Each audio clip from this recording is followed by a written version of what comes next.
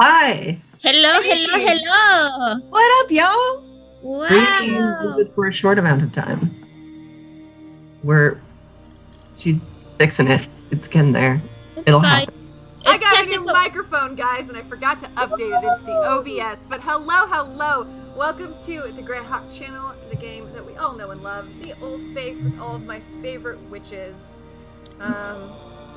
Wow, guys, I'm really excited. I missed you all so much last week, and this is going to be a lot of real fun. Nothing spooky here tonight. Never, ever.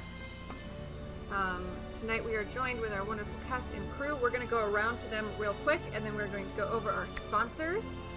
You know we love them. We know they're great. We're going to start with the always perfectly dressed, but especially more perfectly dressed today, as she is embodying her character to a T.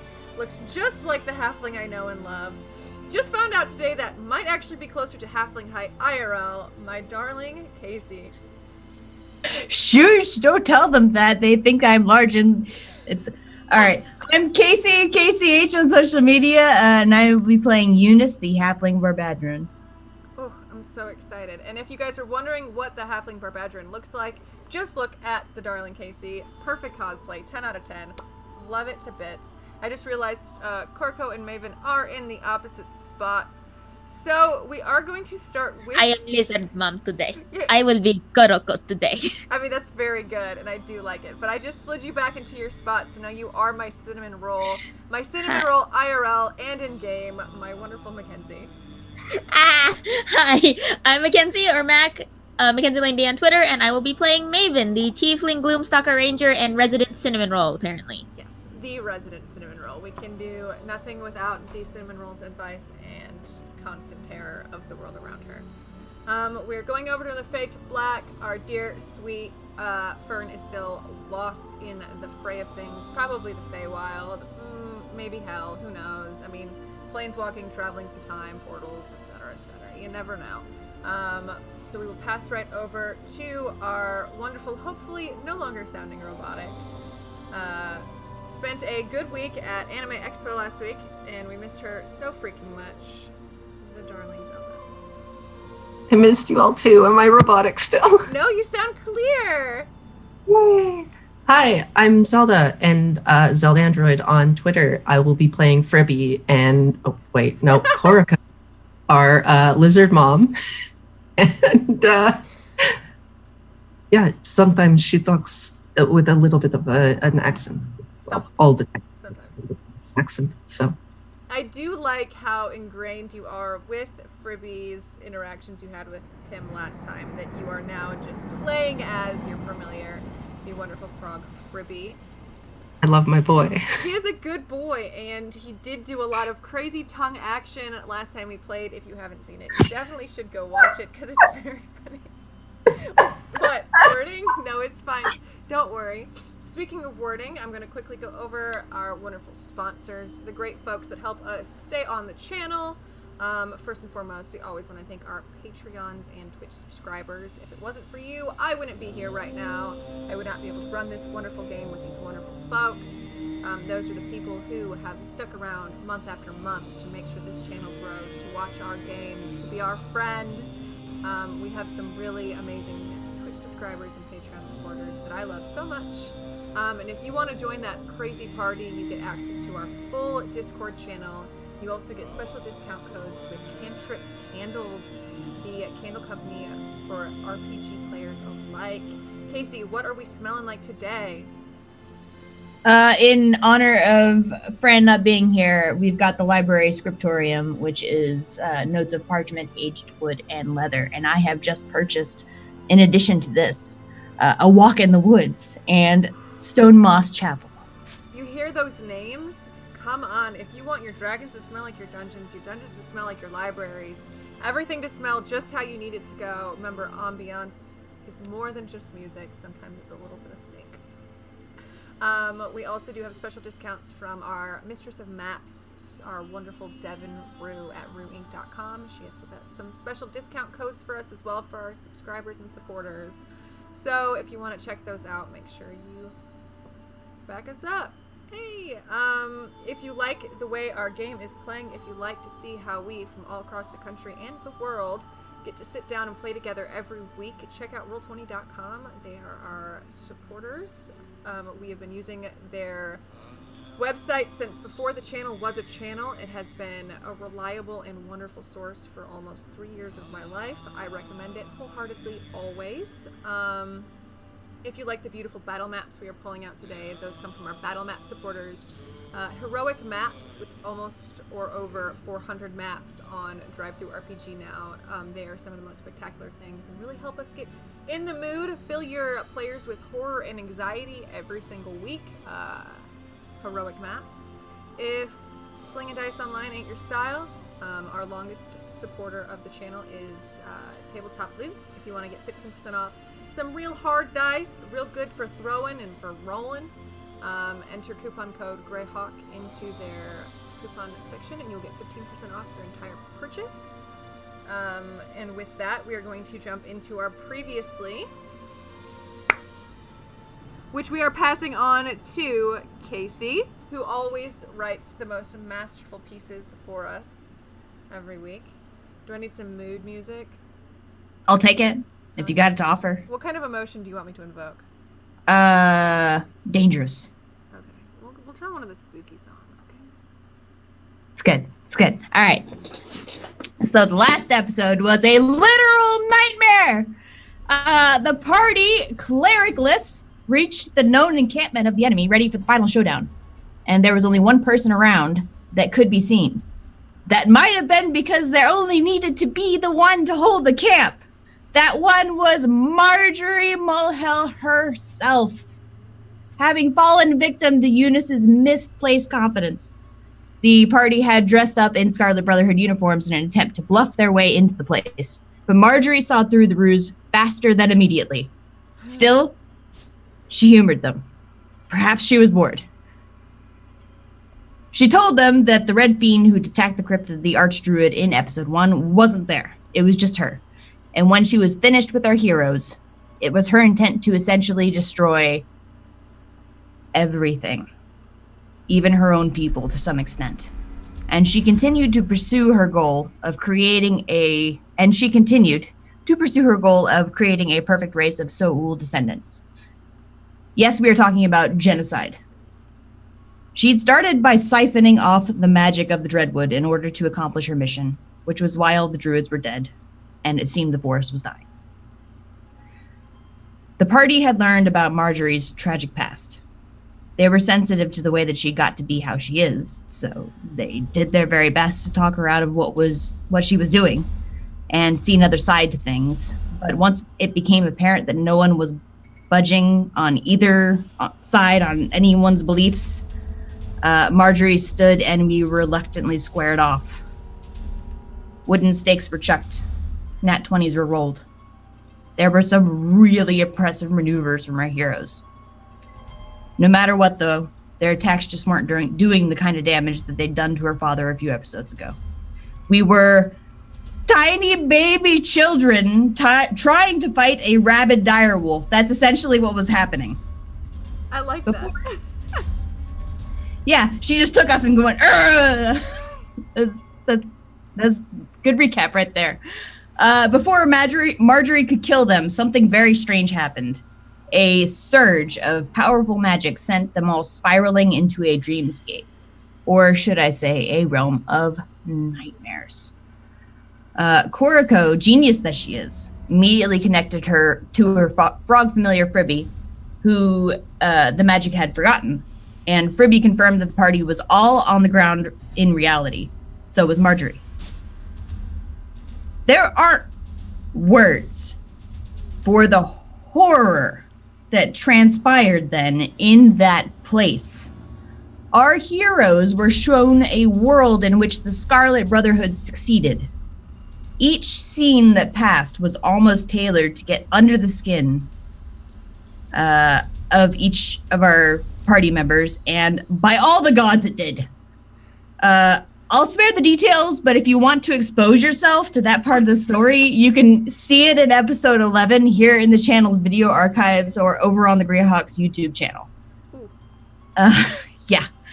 The session concluded when the gang arrived outside of the place where it all began, the crypt of the former Archdruid. In the form of a great owl, the former Archdruid appeared to say that what we've seen would be the state of the world if our heroes were to fail. They could not fail. And I believe that's where our story resumes this evening. Wonderful! I always love when you do this. You put so much love and effort into it. And I also love that beautiful promotion you did for our VODs as well as our YouTube channel.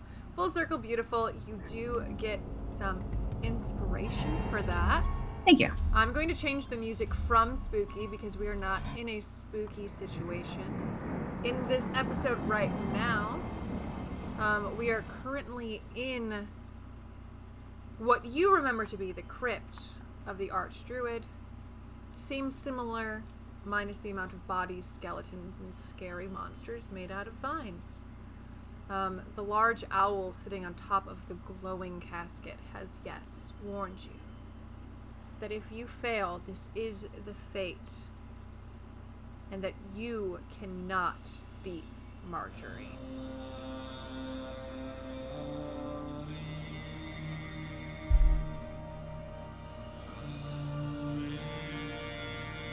What do you all do, standing in the doorway of this large crypt? What do you want us to do? And I'm saying this to the Archdruid.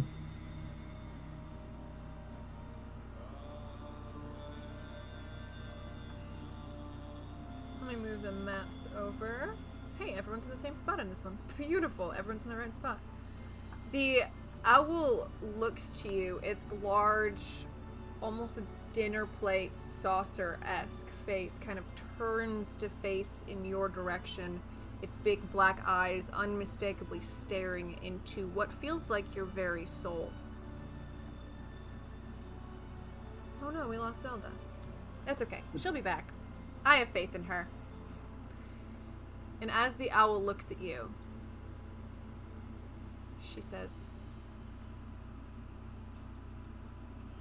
I need you to trust me. Come closer. I'm kind of look at my party. Avon goes. I'll go too.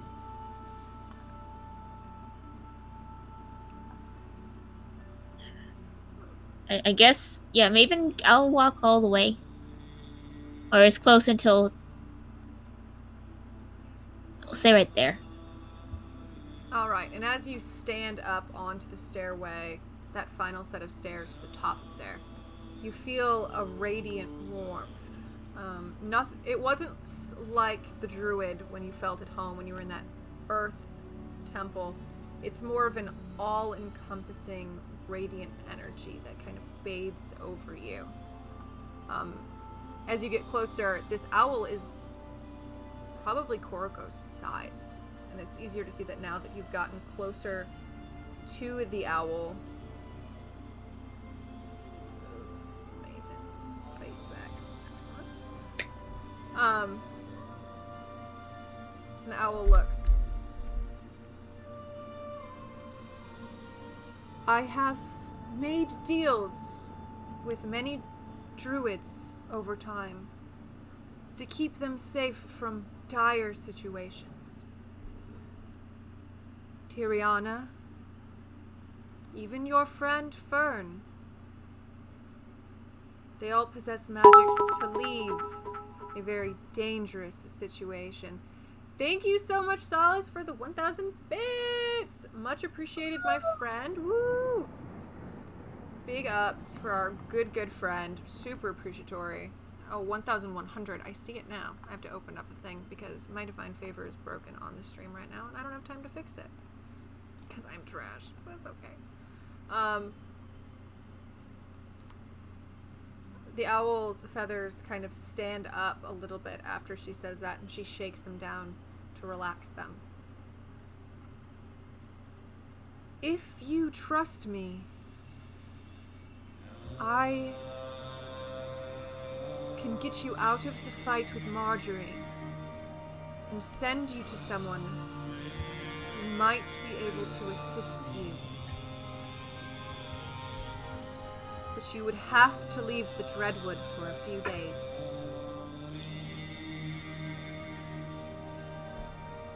What happens when we're gone? Nothing, it's just...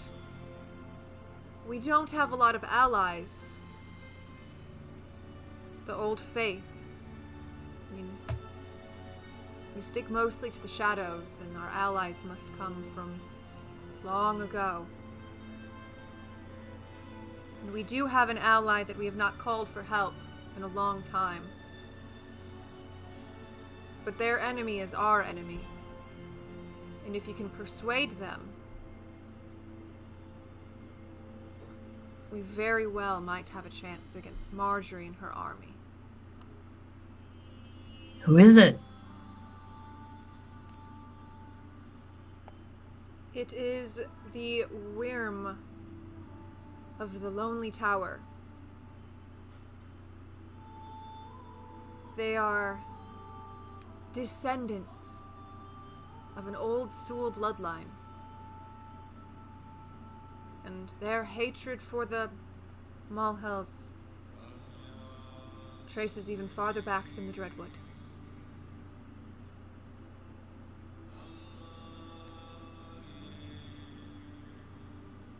This is me as a player trying to remember the actual war. The Souls versus... The Beclunish. Okay. Yes, and then various Sul groups migrated out to various locations. The Malhells to the south, there was the Naheli, there were a few others. So the Malhells are Soul then? Yes. I thought... This is Maven. I thought the Malhells were Soul. Why would... Are they not the same? They are born from the same lineage, yes. The Malhells have always been known for their cruelty. And at one point, Marjorie and her parents and all of their little underlings attacked the Lonely Tower in attempts to take magical items. And it seems you've made some friends in the Dreadwood itself. But we would need a little bit more help. Right. I don't think we really have a choice. You're right about that.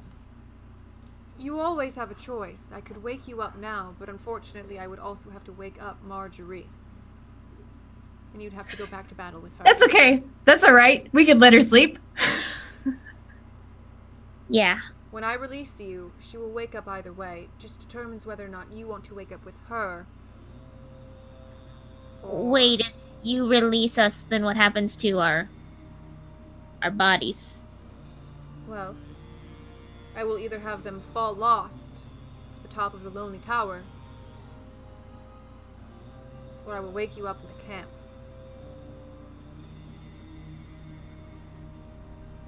I'm cool with the former. That's I'd- my body anyways. I'd rather not face Marjorie. We can't do that. Well, she's been training for battle for over 1,000 years. I think that's longer than all of us combined. I don't know how old. I'm not gonna ask, actually. That's probably rude. Right.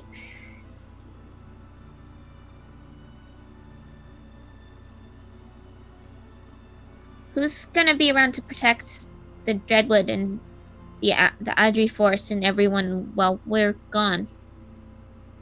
Well, hopefully you won't be gone that long. I can see it now. My druids. They're suffering. Would you like to see it as well? No. I'm aware of their suffering. And the owl kind of nods its big, fluffy head. God. Yeah, it's massive and it looks super soft. This is me as a player. I just want to cuddle the spirit owl. With golden feathers. Oh my You god, can see the Bree! fluffy down sticking from underneath. Ah! Definitely wise, but almost looking like just a fresh adult You know bird. how when Zelda freaked out over the dragon, this is me going, I want to hug the spirit owl. Just let Maven me does not. rub my face into the spirit owl. I just want to hug the spirit owl, Bree. Bree, you can't do this to me. I mean, you could. I mean, I'd let you hug the spirit owl out of character if you wanted to, but I can't materialize. Maven can't. Maven wouldn't. Poor Maven. Maybe one day Maven will start hugging things. But until then, the owl just nods its head to you. Will seeing the suffering help us in any way? I know they're hurting. But if it gives us information or something to work with, I'll do it. I mean, I don't know if it will help, per se. I do know that you might be able to seek just kind of the armies from my view. It's truly up to you.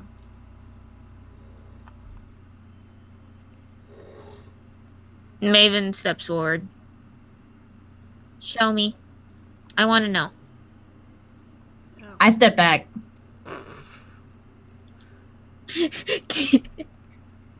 You think Maven makes good decisions? No. No, of course not. No, but they're very good. God, I'm trying to find that right map. I should not have. Hold on. I'm restoring maps to take you somewhere. Alright. Maven's gonna do it because Maven needs parental supervision.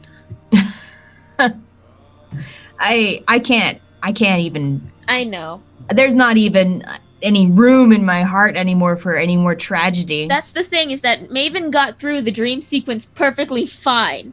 She's the only one who remained level-headed the entire time, so she's ready for this. I love how that's the deciding factor. Maybe I've lost the map to time, so I will have to use my description. That's fine. I've opened up 16 maps, so tonight's gonna be fun. What? I was restoring old maps and maps I haven't pulled out yet, and I didn't even pull out the right one, so it's just like a menagerie of all of the maps to come and that have came. The owl is just going to say, "Come closer, my child." Maven does. Maven takes a step forward. Oh, I just saw E just shuffle like nope out of the side. Yeah, I'm holding on to Koriko's tail. The large creature leans forward, and its face gets closer and closer, and you see a sorrow in the big dark eyes. No longer just the blackness, but you do see a ring of gold. Welcome back! Hi, Zelda! You're muted. While you were gone, Maven made a decision without parental supervision to see grievous horror, so, this is why we need our lizard mom. This is your fault. This is what she just said. You're muted! My fault. What happened? Sorry, my headphones were not attached because I was going to call in from my phone, but then I realized my phone Wi-Fi was also not working. So, Did you just completely lose internet? wait, what? Yeah, a little bit. What you have missed is We're that- here though. That's fine. You're here now, and that's all that matters. The owl told them Yes. that you can go back to fight Marjorie if you would like to, but she thinks you will absolutely get demolished. She's not wrong. She's not wrong. She also said that she wants you to leave the Dreadwood for a small period of time, and she can make you lost like Tiriana and Fern. To get there... Oh, I thought she left again. You like blacked out for a second. I was like, bye! She said she You're would muted again. I'm only losing my mind a little bit. Okay. She would like you to travel to a place called the Lonely Tower, north of the Dreadwood, to speak with the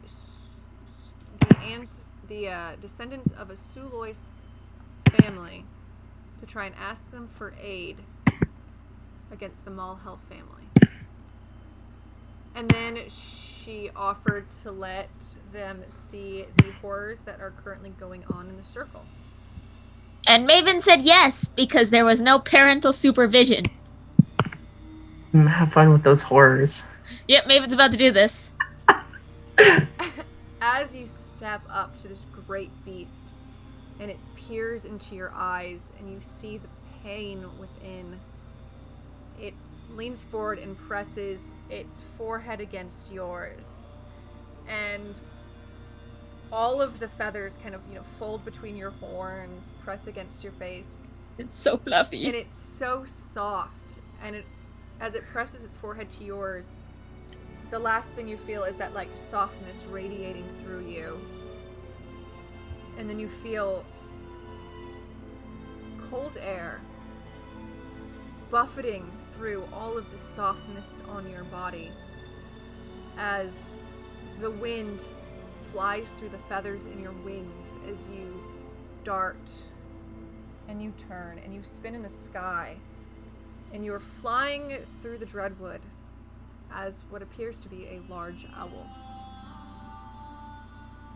And you fly along this tree line, following a path that looks similar to the one in this nightmare, but beautiful. Fey creatures flitting about. The trees have changed from regular shrubbery to colorful, magnificent, almost like the pure magic itself has changed these trees. But then you do start to see the blood and the bodies. You see cultists marching through the trees, sulking around, grabbing fey creatures, dead animals, carcasses of deer, bears, wolves, just killed, not even in a useful or respectful manner. You go over a magic pool. It seems very sacred, maybe a small temple area outdoors. Pillars are broken down,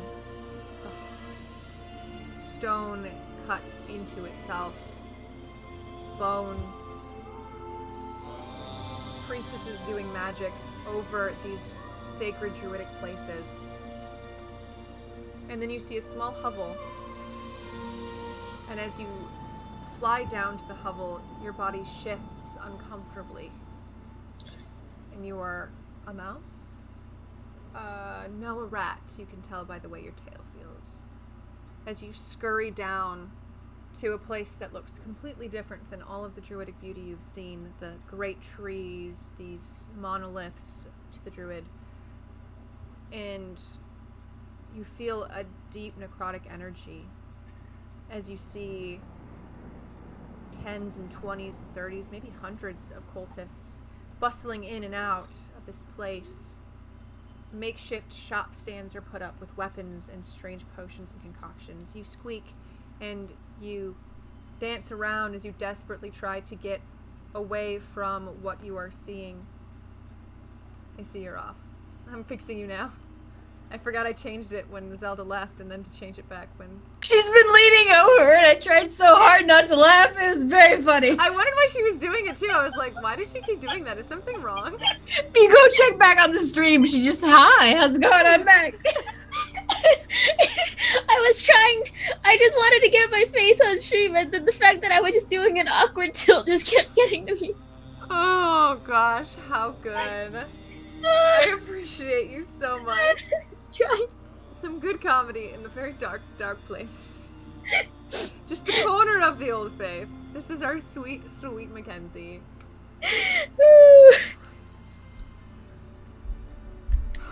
God. Sorry. But as you travel through this dark space that might have been a place for living, a place for worship, more private underground space to do rituals, It has been changed as kind of a meeting and a breeding ground for these cultists. You see druids in cages, you see druids being stripped of their flesh, giant cauldrons of a bubbling liquid. Creatures that look to you with pale faces and sharp fangs, smiling hungrily. It is a dark place, and you feel no druidic power, just darkness. And as you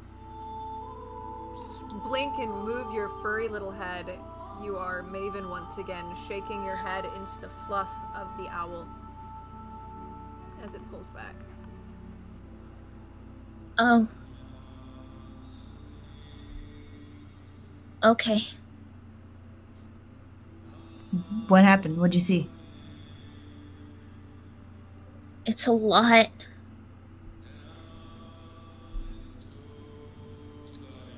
Things are dying, but not the way they should be, and there's so many of those, of the vampires, the things that Marjorie is, and it's dark, and it's dark and cold, and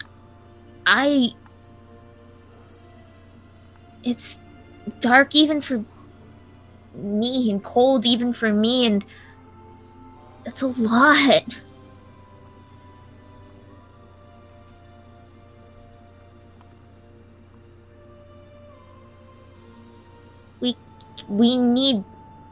They need help. We can't do this on our own.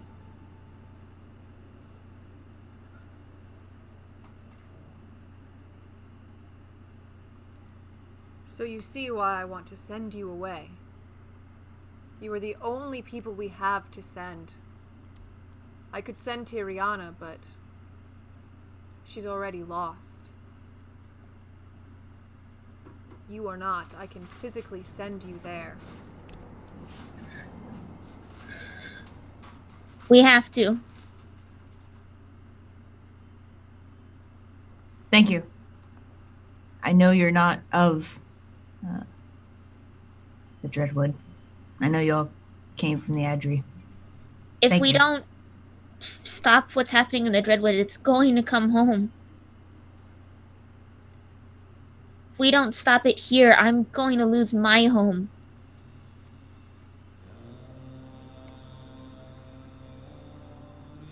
All right. Send us where you're going to send us.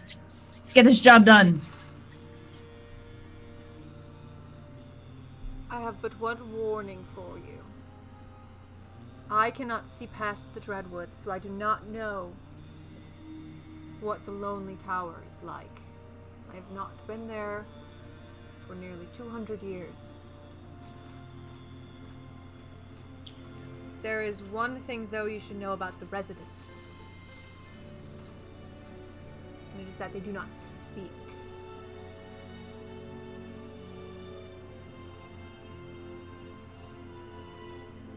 A language they just don't speak at all? No, they do not speak at all. They are like, what is the word? Monks of sorts. And their tongue they are called the Shral Kadum. Those who must not speak.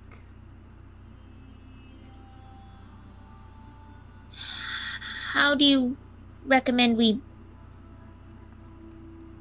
persuade them? Well, they can listen. They can understand. And I mean, they are physically capable of speech. It is a choice they make. You will have to find the weird.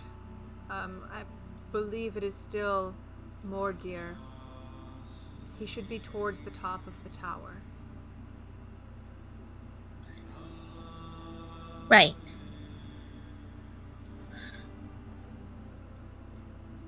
Okay. Any further questions before I send you out?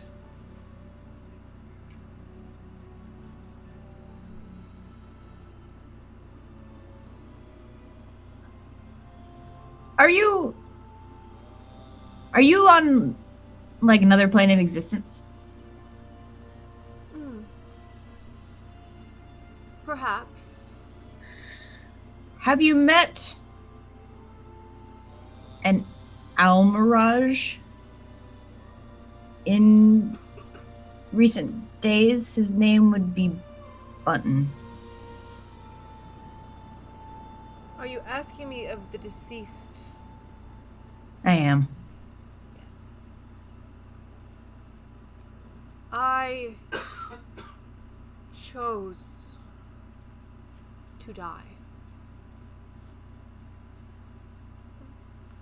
In some technicalities, I am not truly dead, but I am a anchor of the Dreadwood. Makes it easier to watch, to keep safe. If I was alive, I could be killed, but as a deceased, there's only so much one could do to me. And yes, I have felt every death that has happened in the Dreadwood. And the creature in which you speak was one of pure heart. So worry not of its afterlife. It is good. Thank you. And the owl does that big head-turning nod once again. Now if you would all hold one another's hands.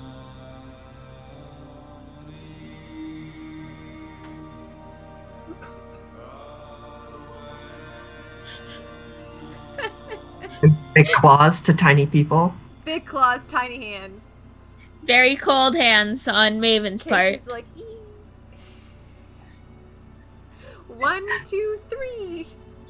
We Hey, that's insulting. My apologies. So your body is in full health here, but realistically, we all know you have taken some traumas on the physical plane. I will do my best to heal you as much as possible, but there's no guarantees.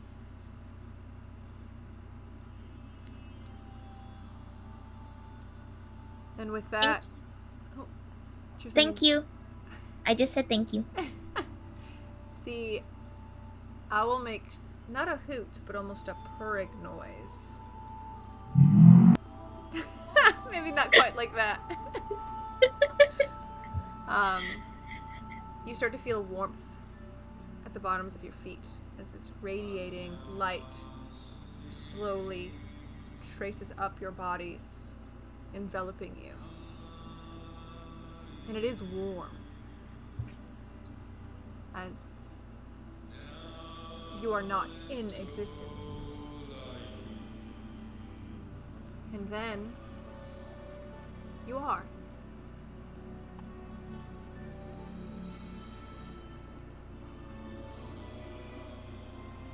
And we are going to change maps. If you could open up yourself in the top left screen, I'm going to change the music from this fun druidy piece to a little bit more of a little ditty. Is Fribby near me? Fribby is there, and actually, if you could load yourself in the center area, right where that strange symbol is. We stand Furby. Furby tried so hard last episode. Fribby did a very, very good job. Very proud. Debatable. Could have done better, but we are still proud of him. We're still very, very proud. It was the effort that counts. Yeah, I was gonna say, he didn't do well, but we're still proud of him. He tried. He's a familiar whose job is to do, like, very little, not to wake you up from a dreamscape. So I think that Fribby did a very good job. But... He did a very good job. Always a good job. It is neither here nor there, because Fribby is safe atop your head. Finally. Where your head sits is on a round platform. The wind is harsh where you stand. You can tell you are very high in the sky. And as you peer through the slits within the top of a tower, perhaps, very castle-esque, you see, for thousands of miles. Rolling hills, mountains, cities that look like small miniatures, and forests. Are they the Dreadwood? Are they another forest? It's too hard to tell, but you can tell that you are high in the sky. Far higher than the tallest trees you've ever climbed, the tallest mountains you've ever scaled. There is a strange symbol beneath your feet. 4 flaming torches. And 4 suits of armor standing at attention. Shoulders straight and swords out pointing at you. You all feel better. Your spells have returned.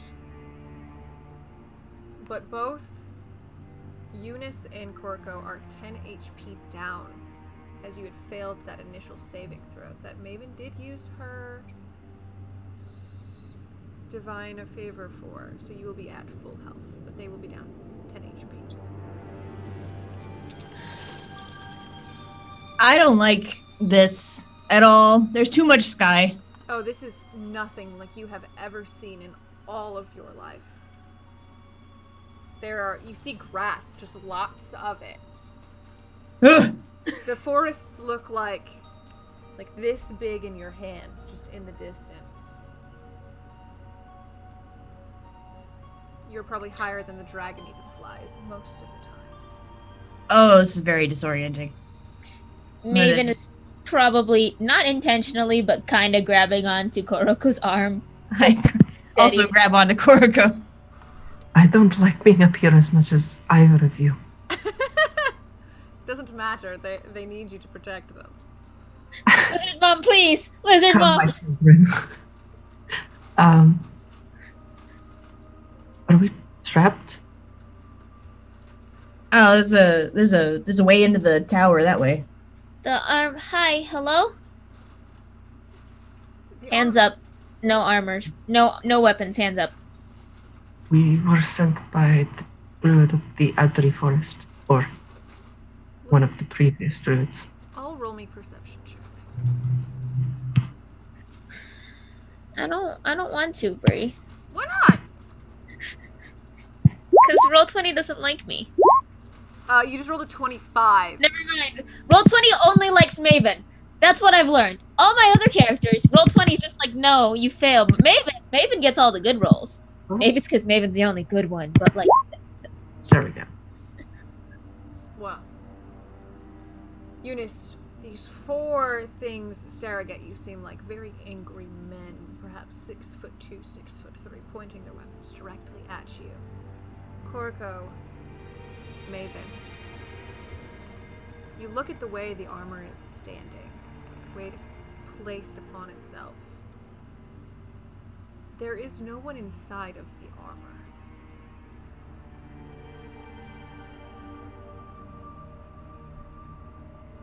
Is there any glow inside the armor? Any arcane? No, it seems that the armor itself is Can standing. I take a step towards the stairs? I was gonna do the exact same thing. Just test, see if it follows. The one closest to the staircase makes a step towards you, weapon still out.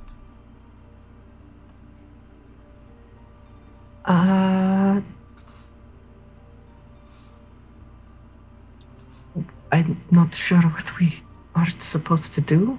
We're looking for the weird. It makes no motion, almost like it isn't even there. I'm gonna make a break for it. I'm gonna just book it to the staircase. God damn it. You roll me an acrobatics.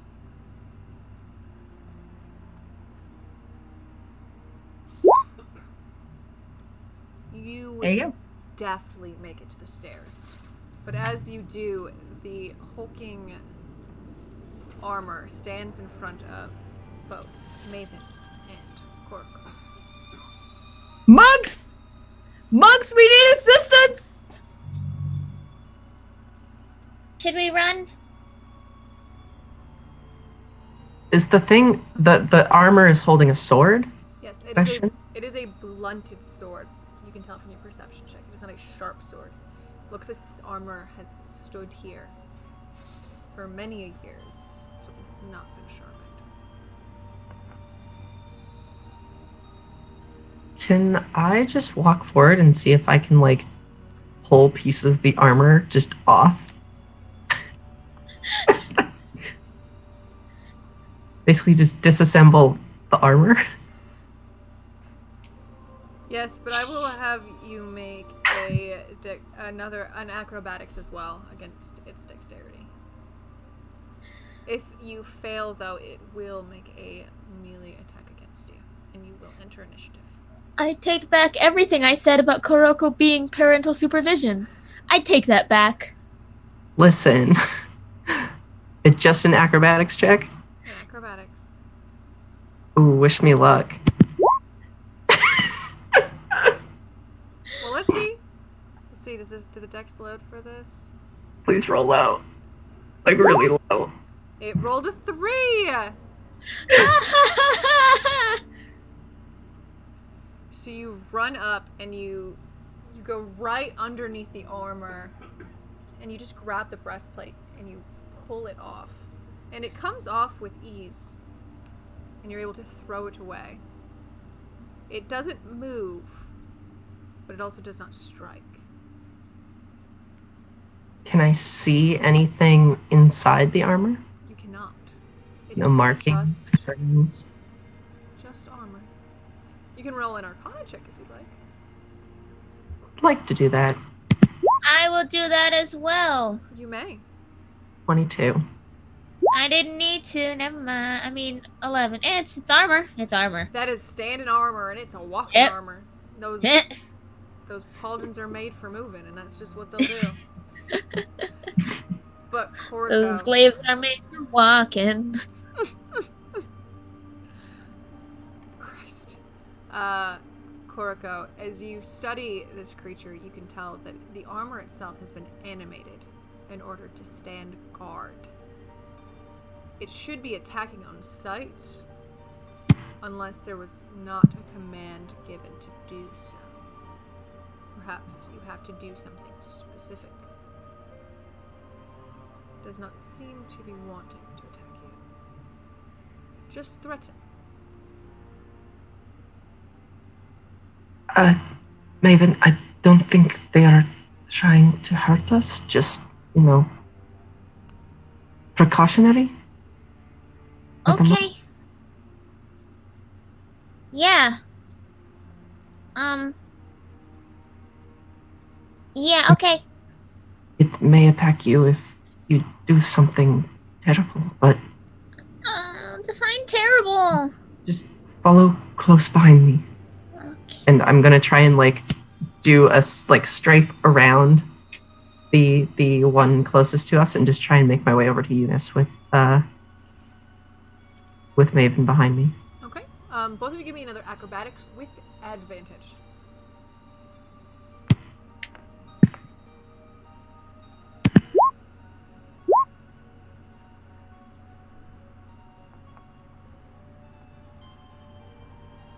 So, Maven, you get the picture of things. Probably best to just avoid. And you're very good at avoiding things, so you do. Very good at avoiding things. Korko, you are not fast. You have a lot of skills, but speed is not yours.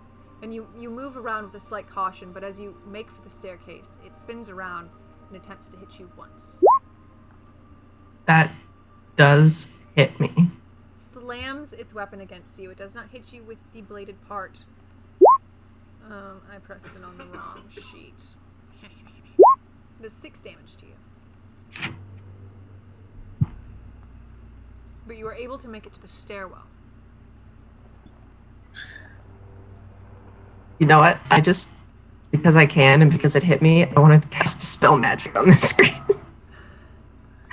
Kuroko. You want to cast a spell magic on the On the one that hit me. one that hit. Kuroko, please. So if it's If the animate is less than level 3, it just ends. If it's above level 3, I have to make a roll. Hold on, let me look. Let me look at this and see what level kind of spell this is. Look, I'm not attacking it. I just want it to not be a thing anymore.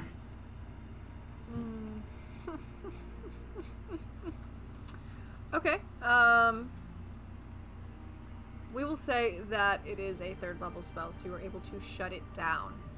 And the armor clambers to the ground, just in pieces, and it Koroko! shatters everywhere. And when it does, the other suits of armor take a step forward, and you will have to now roll initiative for me.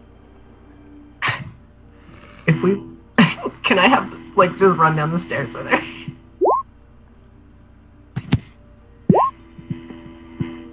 Hey, he hit me first. It's only fair. It's shot for shot.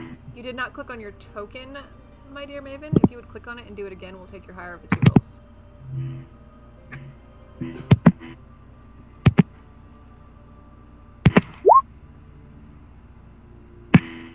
Also, me and Maven are at the top of the staircase, correct? Moving. Okay. You are, yes, you're both at this staircase. We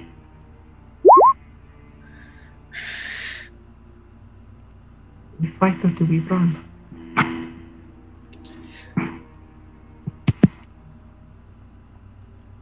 Well, we're all going before the armor. So that's good. You can test your luck and run if you'd like.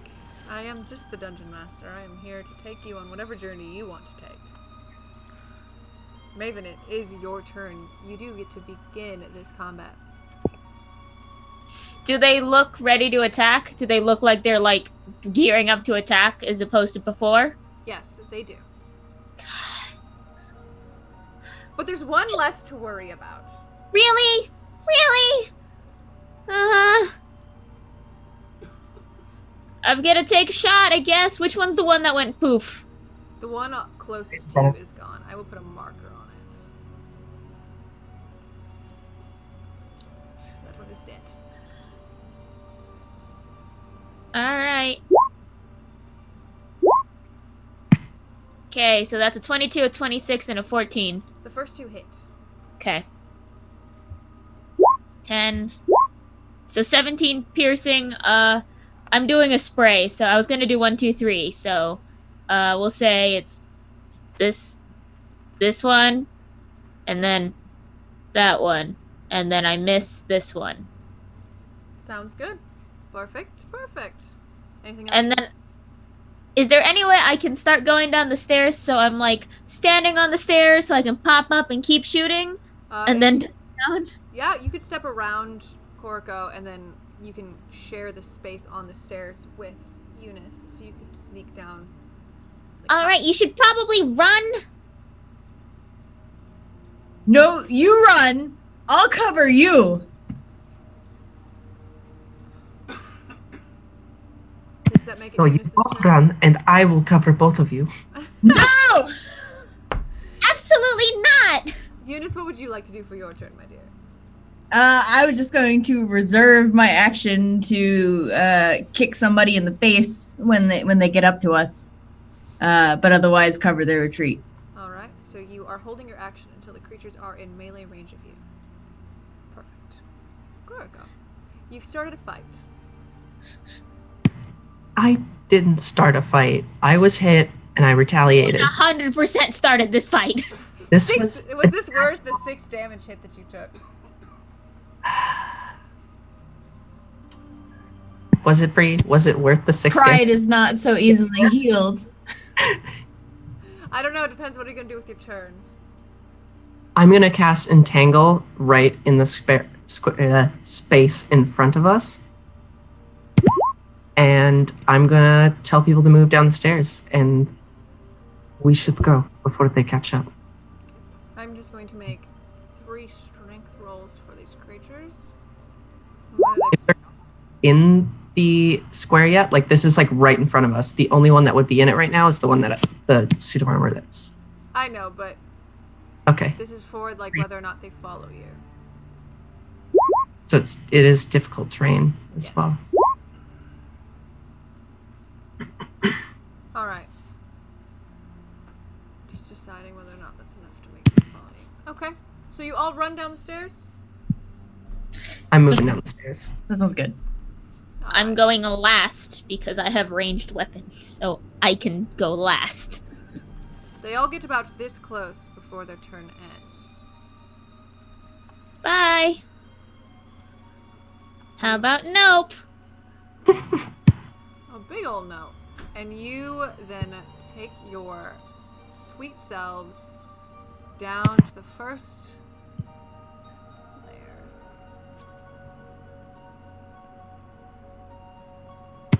Where you may load yourself at the top of the stairs, or the bottom of the stairs, or wherever you are on the stairs. I have a tiny screen. If you need me to help maneuver you, Zelda, It's okay. I only have things split into like 3 different windows. it's fine. Good. Is there a door we can close by any chance? There is not. Shoot.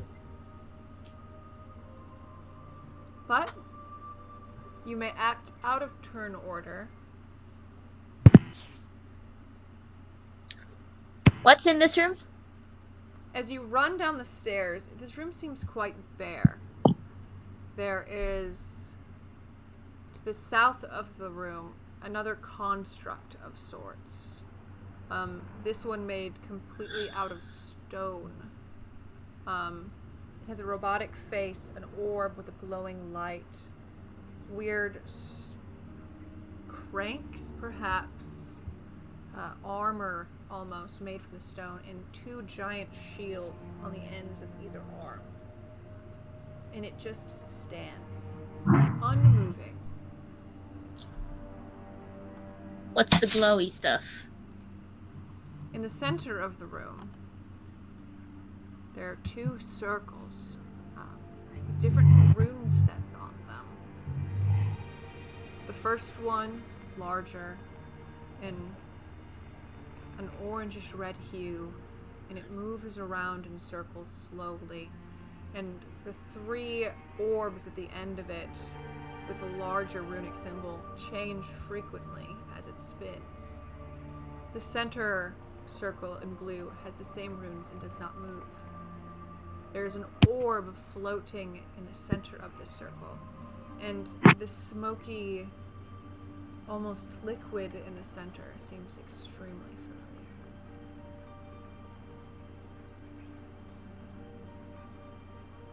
Is this a scrying room?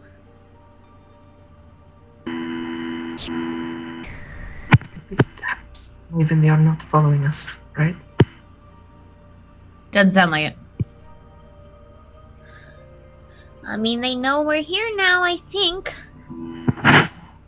Can we make an agreement right here and right now that we're not going to screw with any of their security systems and just try to bypass everything that we can?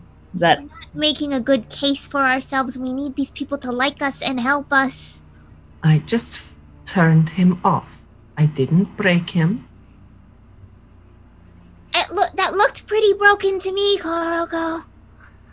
It's one spell to put it back together. Okay. Uh-huh.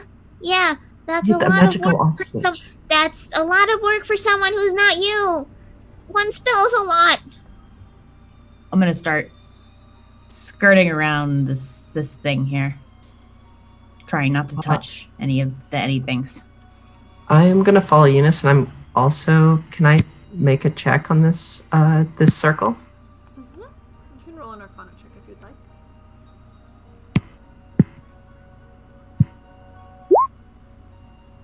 like. A 17.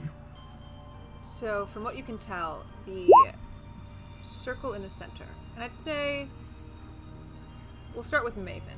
Maven, there are 2 separate circles. The one in the center seems to be the thing that is physically powering the orb. The one outside that is changing, you cannot quite tell what it does. But the one in the center seems that the runes and the magic something that is using an arcane energy to power this floating orb of the mysterious liquid that you do know is a scrying orb. Koriko, as you look at the changing symbols, you begin to see that they're not magic runes, so to speak. They're actually coordinates. And as it spins and changes, it's changing to different locations, collecting perhaps data for the scrying orb. You're looking at different locations at specific times. You can't quite decipher where each symbol stands for. You perhaps have to take out a map of maybe Kaoland or maybe all of Greyhawk to see exactly where it is pinpointing at a time. I thought I had. Never mind. I thought I had language decipher spell. Well, Just do I see, like, we saw it as we walked in, the creature standing at the head of the two circles, correct? Mm-hmm. Is it do I know what, like, type of creature is it an automation or? It is a form of magical construct with some automation in it. Do you want me to turn this one off too? no. We just said we're not gonna tamper with things. It was a joke. I was making a joke. This is Koriko tells the best jokes.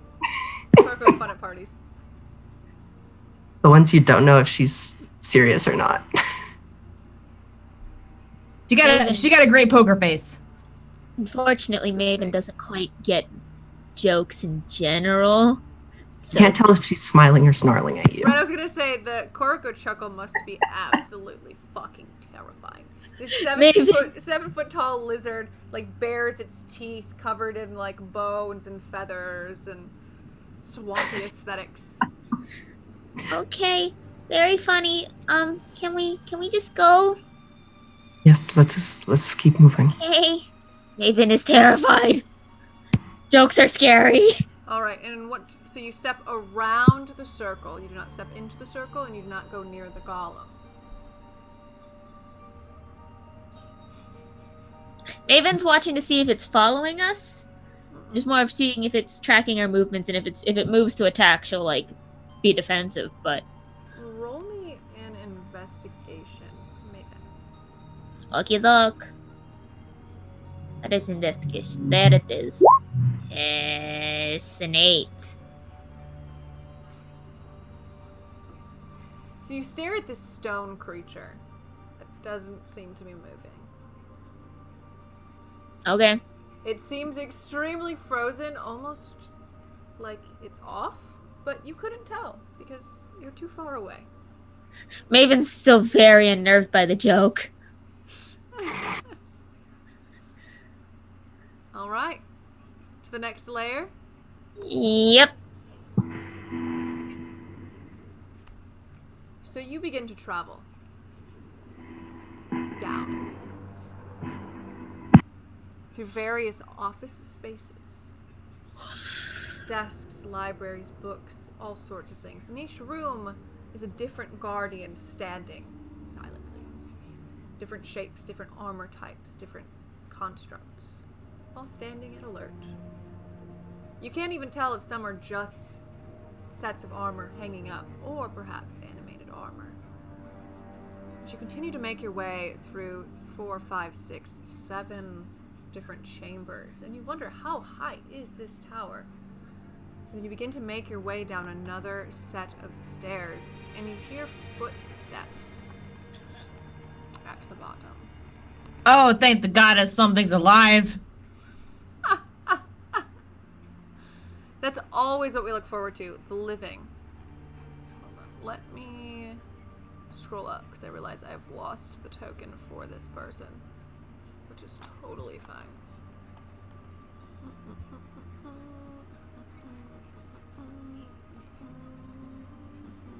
Is there anything you would all like to say to each other while I try to find what happened to my character sheet for this person? Unfortunately, if it is flesh and blood, I cannot turn it off so easily. I can. I'm sure you can. Just want to say, that's way worse of a joke. This is the face Maven is making right now. It is the same face of You're like, I miss Bran. Burn. We're the famous group of adventurers that turn offers. We just turn everything off. Just turn everything off. God. Except for green dragons. turn those on. Set phasers to on. Alright, let's see if it is. That was not a Maven joke. That was me, the player. That being wasn't a good Maven joke. Oh, how Maven unfortunate. does not make jokes. God, but if she did, it would be so good. Maven is just terrified. Well, with how much of a cinnamon bun she is, I imagine her making like Laffy Taffy Snapple capture. Yeah, she is an exclusively a dad joke person. Oh my god, I want to hear dad jokes now from Maven. Maven is not in the mindset to make jokes right now. She's quietly realizing, oh god, I'm the responsible one. You know, your friend saw a lot of trauma. You know, just because you weren't traumatized doesn't mean trauma didn't happen. Where is my man? Look, turning that suit of armor off was the best course of action. The best course of action was running, which we were doing until you turned it off. And then we still ran. They aren't following us. We were And it trying could to hit you too. be peaceful, trying to get them to like us. The only harm that transpired because of that was Koriko being smashed in the face a little bit. Yeah, I mean, Plenty only of one, like, casual punch in the face. It's nothing. Okay, fine. I was very unhappy about it, whatever that thing was hitting me. So I did what I should do. What's that phrase? No harm, no chickens? I have no clue what you're talking about right now. Don't know that phrase, but I do like chickens. Oh no. I can't with you guys. I can't believe I've lost this token completely. Did I just delete it when I was... This is why you don't make prep... Okay, fun fact for all viewers. If you want to prep for D&D games, do not do prep at 3 in the morning when you have to get up at 7. I've learned that you lose tokens quite rapidly. This is just us going down the tower, just quietly Honestly, whispering. though, and there are a few windows as you peer up, and you still feel like you are as high as you were when you began. This tower is nothing to sneeze at. It is so high in the air, and it's not a very large chamber, you notice. It's very kind of thin. You wonder if maybe there's something supporting it, or what, because it is massive. Alright, I've lost my... Maven does not do great in enclosed spaces. She is not very happy right now. Oh, is she claustrophobic? Is that something I should... A little. She's a little claustrophobic. That's amazing. I'm a little bit agoraphobic. I found him. Ha! Wait, Here, E or Casey? Is which one's okay? I mean, What? Bree's a little bit agoraphobic too, so I relate. Alright. Maven I can't look out the windows or anything. E can't look out the windows or anything. So as you make it down the stairway where you hear footsteps happening, you can load yourself at the spiral staircase.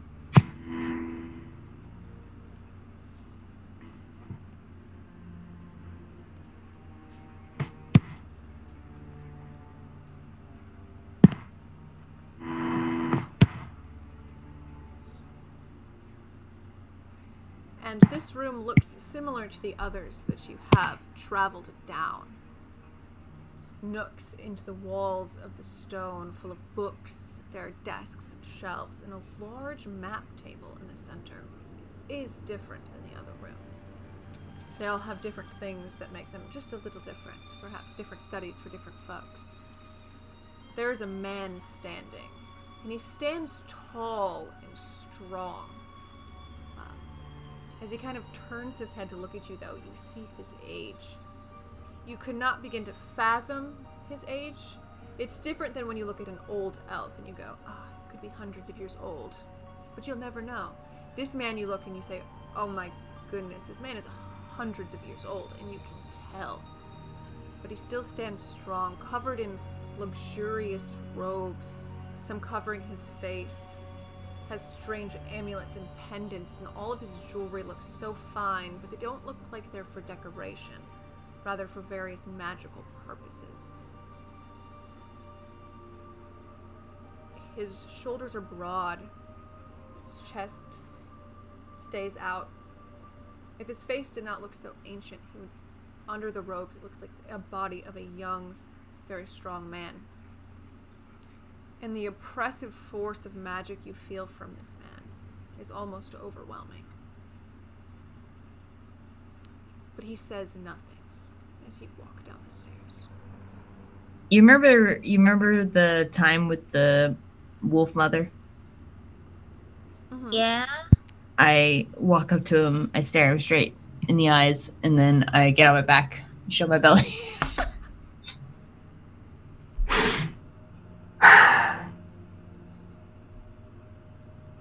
You're dominant, I understand. I was just going to say hello. Oh.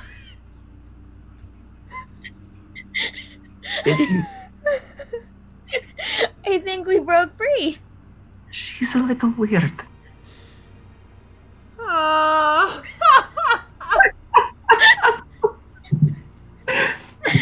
We need furs. I mean, it wouldn't be helpful because Fern also enables our terrible decisions, but really, we're the last hope for the Dreadwood. Oh, good That's gracious, terrible. God almighty, Christ alive. So this man of ultimate power stands before you, and you lay belly up. He looks down at you. A stern glare that he was holding. But it softens slightly. And it looks like muscles he probably has not used in a century. Kind of cocks up into a small smirk.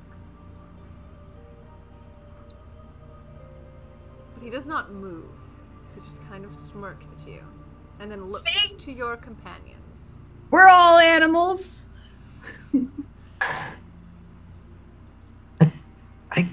I'm a hunter. This is not what I do. Okay. Are you gonna belly up too? Please don't tell me. No. I mean, it could have been worse. Yeah, you could have tried to turn him off. Please don't turn off the super magical man. Hello? Hello. We need your help. Are you the? Sorry. We're looking for the weird. As you say weird, as the druid had told you it was, almost like a tickle in the back of your mind says that's not the term, it's Wyrm. Wyrm, sorry. And the tickle in your mind feels kind of funny, because you were told weird, perhaps a misunderstanding of the 200 years the druid has told you. Almost like a voice, but not a voice. Sorry, Wyrm. Must have made a mistake. And he nods slightly, knowingly.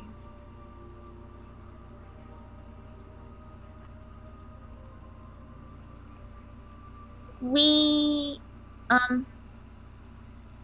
came to ask for assistance.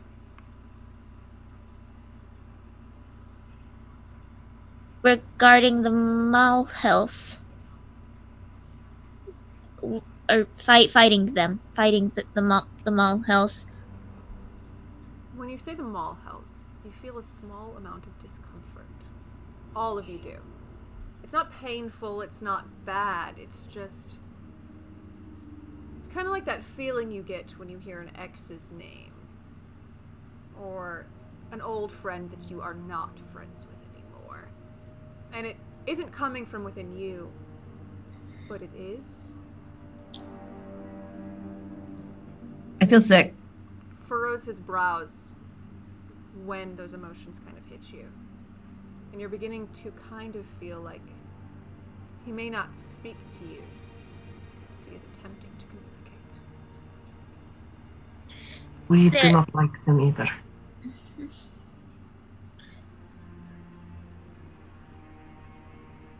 What is that? Is that Koriko? Is that coming from that guy? I can only imagine. It's not coming from me, even though I do also share the same discomfort of them. Is this that telepathy I've heard of? Is this? Are you telepathic? The old man with the strong shoulders kind of gestures slightly up. Almost a shrug, not really a shrug. Just kind of. Very impressive. And as you say that, he turns away from you. And he walks to his study, if I can select tokens. And he pulls out a very slim book. Walks back to the table and opens it. And then steps away. Approach the book. Okay. Gonna look at the book. So you both go to the table past this man, and he'll step to make room for the both of you. And it seems to be an old journal. The leather is worn, aged, and it is in common.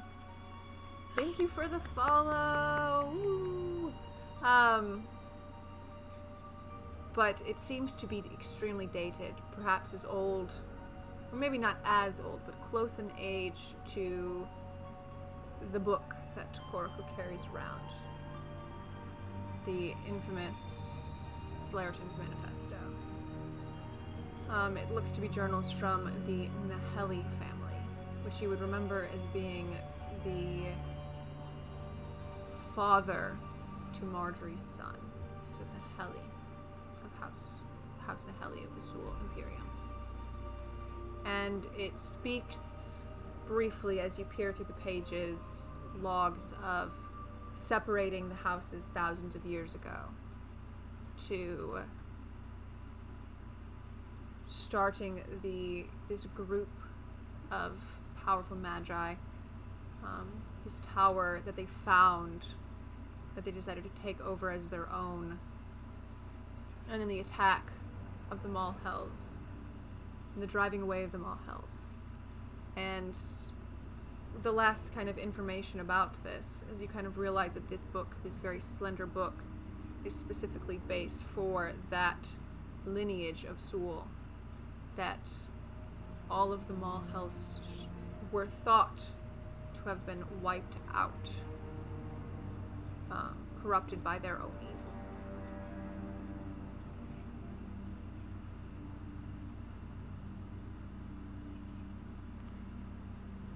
They're still alive. Well, alive is a relative term. They're still around. The feeling of discomfort returns, but this time a little bit more angry, maybe? Disgusted? You're not one of this family, are you? Not Mulhill, No. but the Helene, am I pronouncing that right? Naheli? Yes. So you're asking him if he is part of the Naheli family? Uh-huh.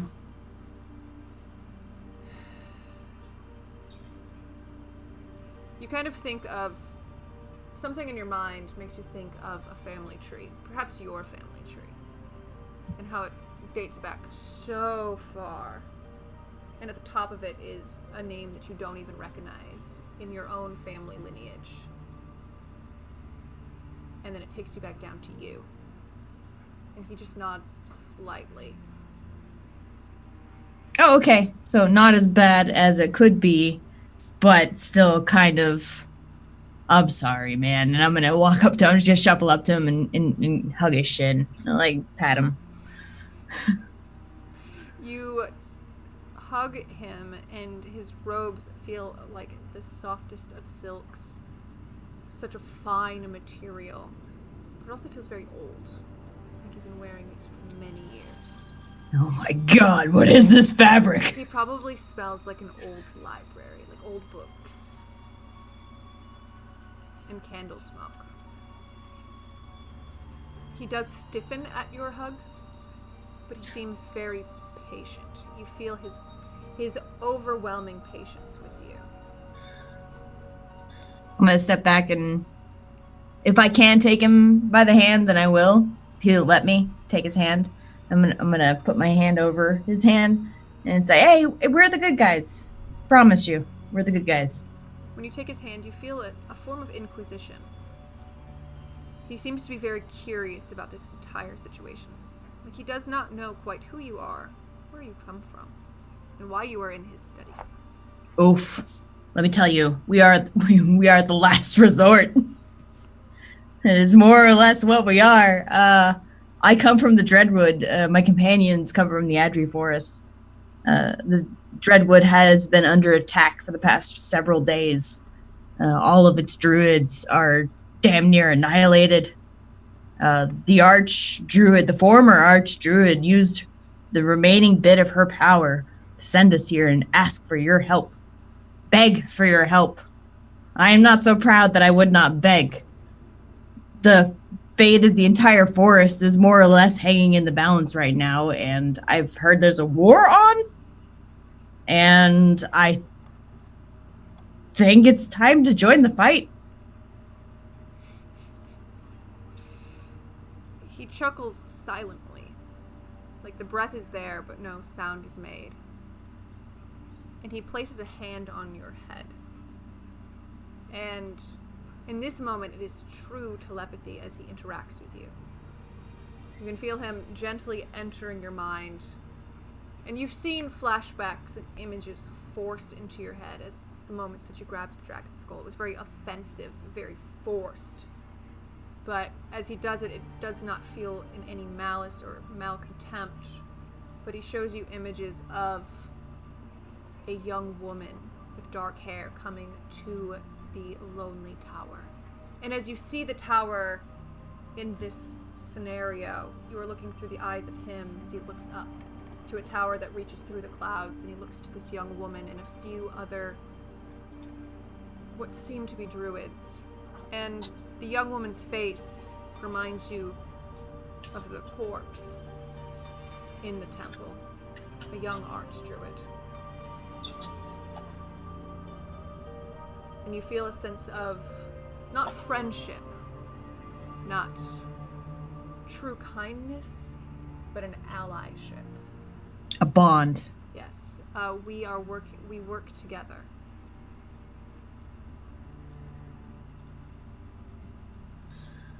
Yeah, that one, I think. He nods, and he walks to his desk again and pulls out a quill and writes something on a note, folds it, and hands it to you.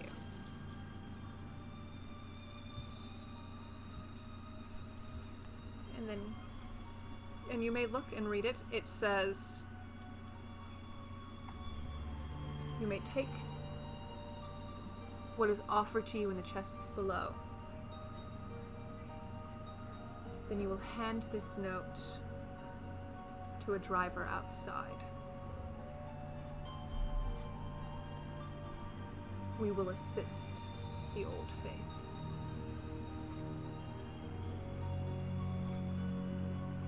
And then in a few words in Sulis. I don't know what this part means, but thank you. And I'll hand the note to Maven. Oh, okay. I guess going belly first worked. Told you, we're all animals on the inside. I trust you. All right. I trust you too. Downstairs. Down we go. I was just more asking for clarification. Downstairs. Oh, he nods. I'm gonna run back to him real quick, grab his hand again, and say, "Just thank you so much. I live in the Dreadwood. It's my home. Everything's dying around me. It's horrible. Thank you." And run back. And as you pull away, you feel a bit of melancholy, bittersweet. You can't quite tell. I'll give him a thumbs up. Try to boost his spirits. And down we go. Yeah.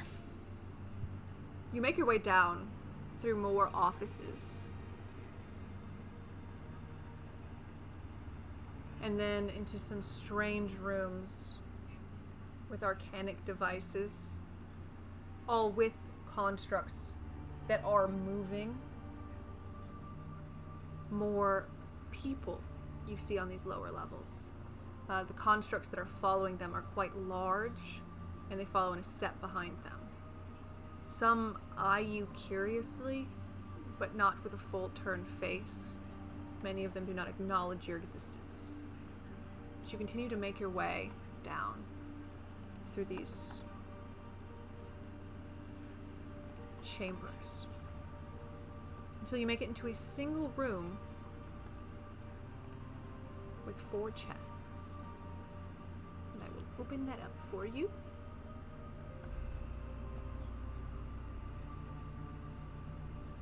Boop, boop, boop. And you may load in to the right, yes. I think. I don't know which ways the directions go. One of the stairways. It's exciting. Right? Stuff. I'm so excited, yo. I'm so excited. I think our Zelda is. Oh no, Zelda's back. The power Zelda of froze for a bit. Zelda cannot be stopped. Zelda's too powerful. Zelda will not be stopped. The big witch energy is too strong. There I'm are doing this. 4 chests and a single glass orb in the center that stands right about your chest height, Maven. Is there anything inside the glass orb? There is, as you peer around it, it does not seem that there is anything. Okay. I'm not gonna touch it because the note said just take the things in the chest, and Maven will do that. Do you go to open a chest? What do the chests look different, or do they all look the same? All of the chests look very different.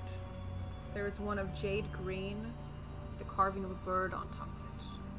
There is a mahogany with perhaps platinum metal around it. There is an old, faded, almost driftwood one with rusted metal. And then one of oak with gold. The thing that seems very interesting about these chests, though, is that none of them seem to have any lid. They all seem to be fused as one metal piece.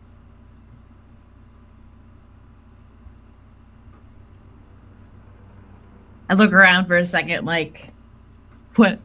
I look, assuming I'm looking for answers as to how to open these, but when I realize that nobody's here other than my companions, I will just shrug and start to literally just break the mahogany and platinum chest. I'm gonna go to the driftwood one just to look at it. Roll me a strength.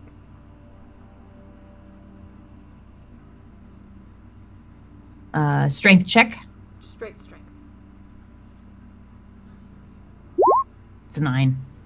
If I have recovered, like I've spent a night, I do have another halfling luck to spend, and I would spend it on this. You would have recovered that, as she told Okay. I get an 8. It's worse.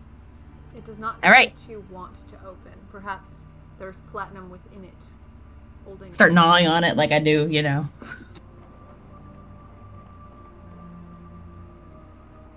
You look at the driftwood one, and what are you looking for, Raven?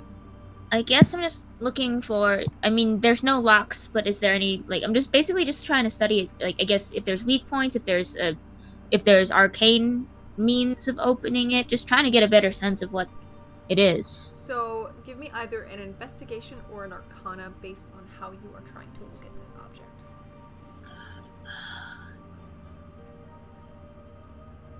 Maven would be trying to investigate it, just trying to find more manual means of opening it. Okay. 23. So you peer at this thing, and you look at it, and you look at all of its nooks and all of its crannies, and it looks like one of the most masterfully created items ever.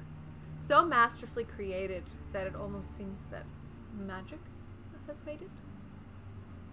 It feels like wood. It looks like wood. It looks like metal. It looks like a chest with no opening. Perhaps that is a purposeful thing. Korko, what are you doing? I am first inspecting the jade. Green jade chest. Okay. Again, there is no opening. No opening. A brilliant bird is carved within it. It seems that these chests were made all by different people. Perhaps whoever collected the items inside designed the chests for them.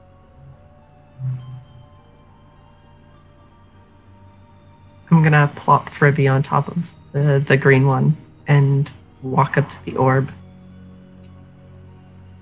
Okay. And what do you do with the orb? You said that we could take the ones that were offered to us. So which are offered to us? And I'm just asking the orb this and pondering. The orb does not seem to respond to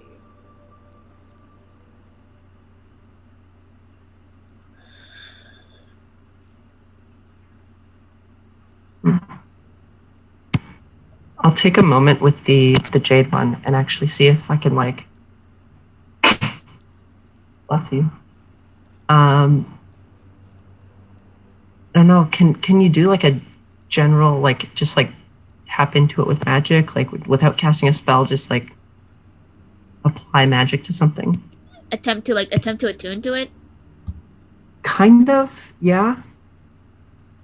Roll me an arcana. If I can do some. Roll me an arcana check. Okay.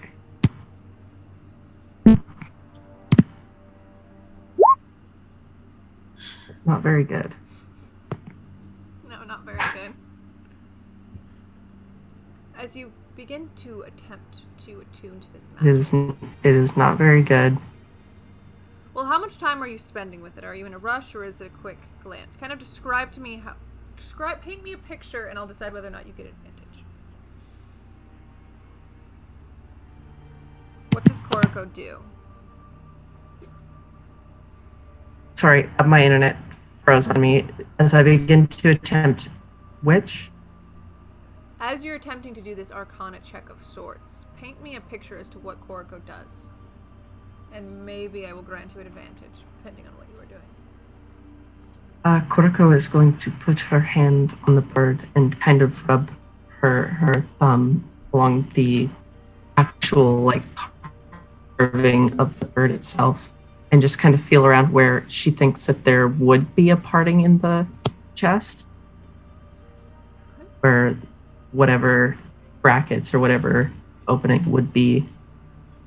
So as you feel, or where it would be. As you feel your hand on the chest, trying to find and probe into it, you sense that the key itself is not on the chest, but an energy somewhere behind you.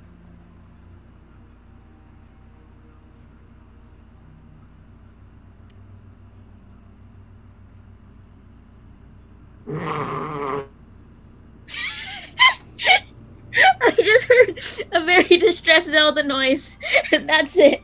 Yep. And oh, poor thing is completely frozen too. I've stressed her. All right. Maybe we pause there for suspense. And I will get a splinter in my gums and then rage. Okay, you can rage. I'm going to try to gnaw my way through this box with rage. Okay, roll me strength with advantage.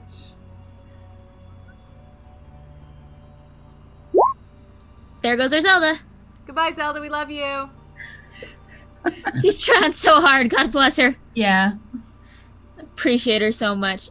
Is there any way? While Koroko was doing the study, I could have seen. Is there any like visible response to what Koroko was trying?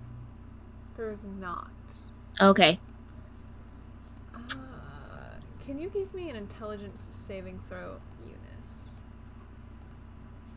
Oh no, I should have saved my halfling luck. Oh no. Oh boy. I got a nat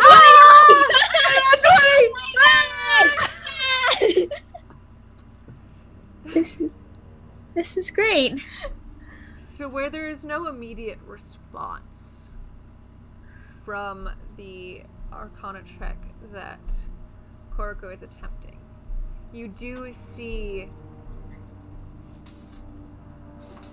something happening behind you with Eunice as she begins to gnaw viciously into this chest. You begin to see 4 like ley lines almost coming from each of the chests to the orb, and the orb starts to glow violently. Busy! So angry! And the light begins to flash red, not as in an alarm, but similar to the color of the wood. And you can tell you cannot gnaw through this object, Eunice, but you have a sense that you should reach to touch the orb. Something in your head, almost like a gentle scolding from a father. You're doing it wrong, my dear. Okay. In my last bit of anger before it fades, I will rush to the orb. Put both hands on it. Yeah. Your rage fades as you touch this, as a calming energy takes over you. Oh. And it asks you, what is the moment you regret the most? A voice soft, non-gendered. What is the moment that you regret the most?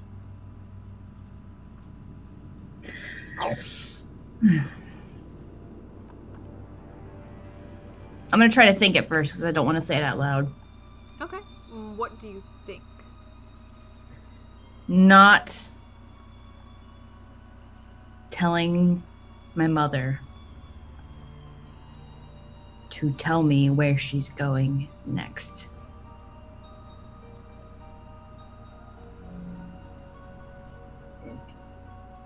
The light fades. That warming glow seems to fade as well. And the chest that you were so violently gnawing upon, the ley line follows it, and as it reaches it, the chest begins to form a latch.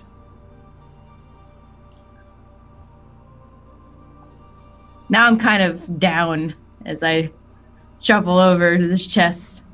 And I'm like, I'm thinking about my mom now. Shit. Feels! Thought this was over 10 years ago. And I'll flip it open. And inside Try to flip it open. is a single potion with a label written on it. Potion of Giant Strength. Hello, beautiful. You all see the ley lines forming to the other 3 chests. To the orb.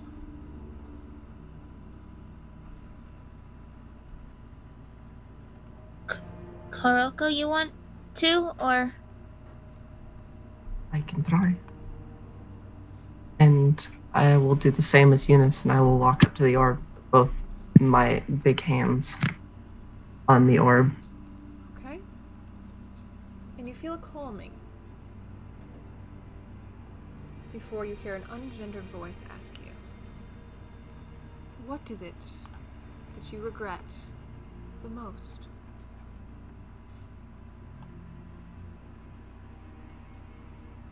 I regret not knowing where I came from, not knowing my people, not knowing our heritage or our history. And I feel I am lesser for it.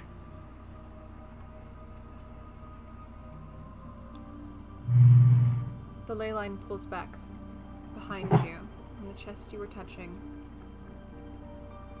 begins to form handles, latches.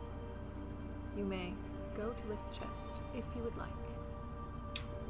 I will do just that, and I will pop open the jade green chest, the bird insignia. You see a gem, about the size of your palm, blue. And if you go to grab it, you feel a sense of elemental energy radiating from it. It is a blue elemental gem.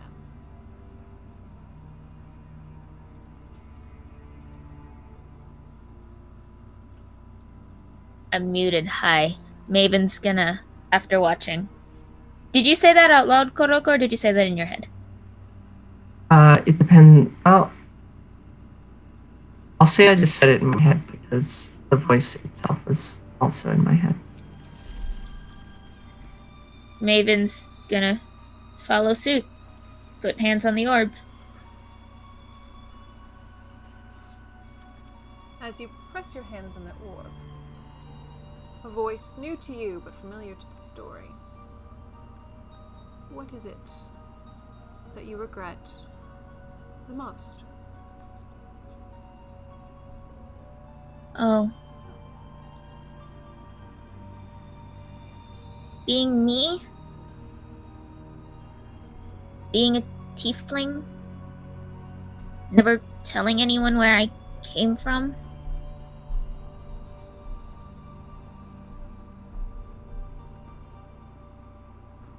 Do you say this out loud or in your head? Oh god, with Maven? Especially because all of them know the question that's being Mhm. asked. I'm flipping a coin for this one. Because with Maven, it depends. She says it out loud. So Quietly. Just quietly mutters it. if you want to see if you can hear it, you both can roll perceptions. But as with the others, the ley line falls back. Eunice, you did hear it. And the latch is able to open at the driftwood chest. Maven walks over. And you pop it open. And it's a small baggie, a satchel.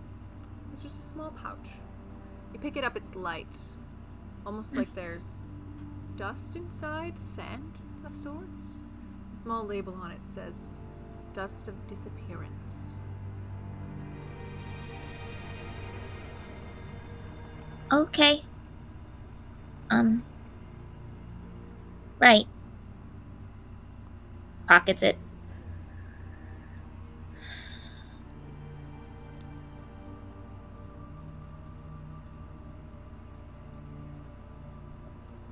So,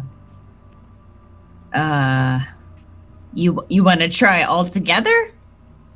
Maybe?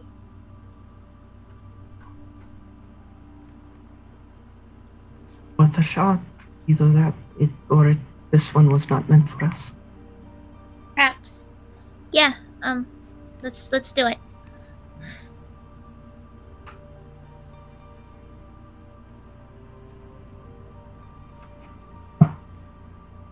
The count of 3. 1, 2, 3. And as you all place your hands on this orb,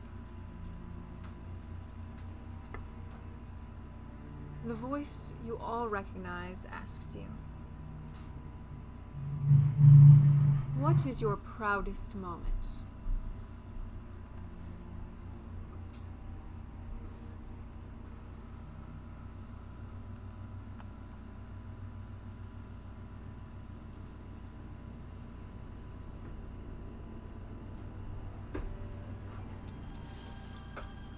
First thought is you asked the wrong people. We are not particularly proud of anything.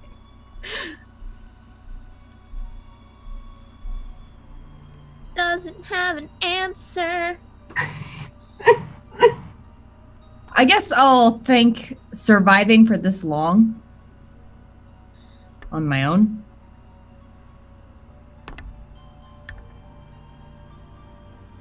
The rest of you?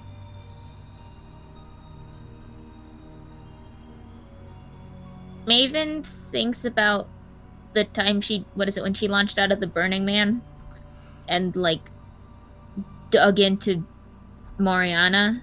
That was She's pretty boss. mainly proud of just the fact she was able to protect people then, as best she can. And then immediately after goes, people still got hurt, it wasn't that great. I wasn't that great, I could have done better. But that's the closest she's got. Koroko. I am proud I stepped out of my home, helped those in need, with Maven and Eunice. And as those thoughts leave your mind, the orb grows dim. The ley line pulls back to the last chest. And it is able to be opened.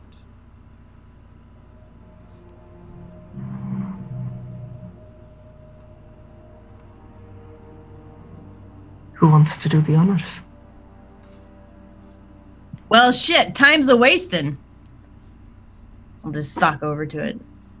It's the wrong one, and I will walk over to the right one. Huh?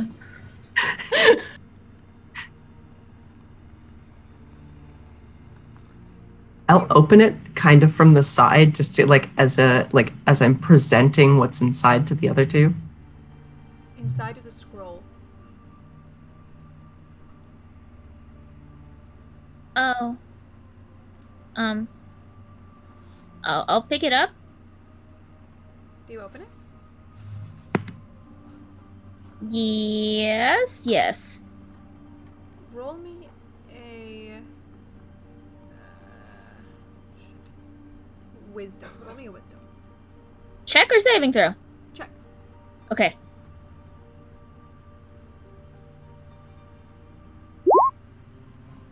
Ooh. Sweet tasty nat one. It is a sweet tasty nat one. You can't seem to decipher what the scroll is for. I don't understand this. Someone else? Would you like me to take a look? Yeah, I guess. I'll put my mid out to take this scroll. Maven hands it over. And I'll try and give it a read. You can give it a read. Roll me a wisdom check. That one. That's a 21. This is for the spell, a spell scroll of the spell Revivify. Oh.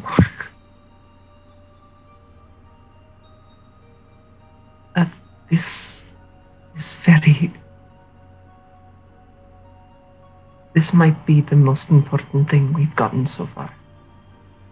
What is it? It could save one of our lives. What is it? Should one of us fall, it could save someone from near death. Oh. Okay. Should I put that in the bag of holding or should I let you keep? I feel like you should just keep this.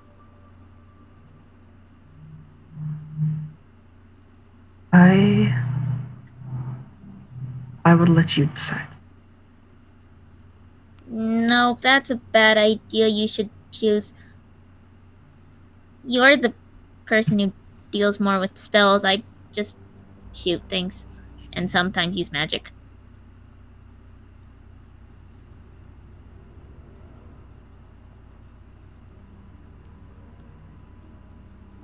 Yet I am often the one that ends up being hurt.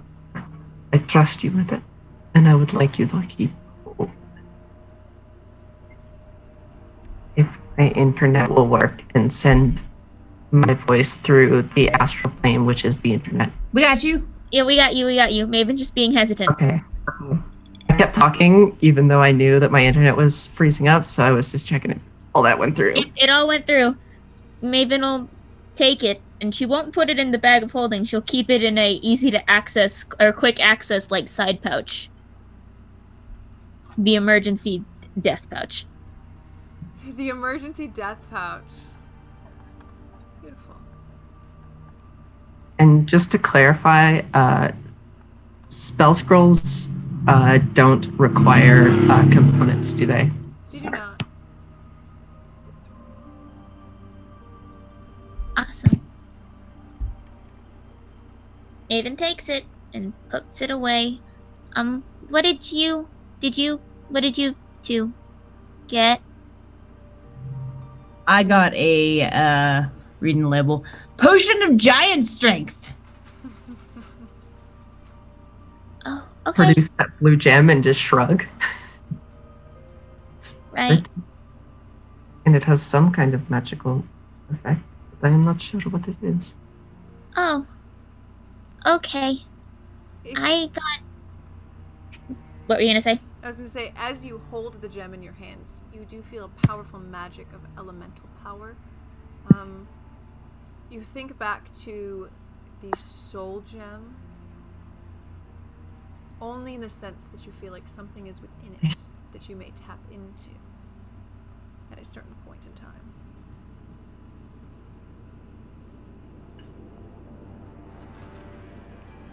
Wonderful.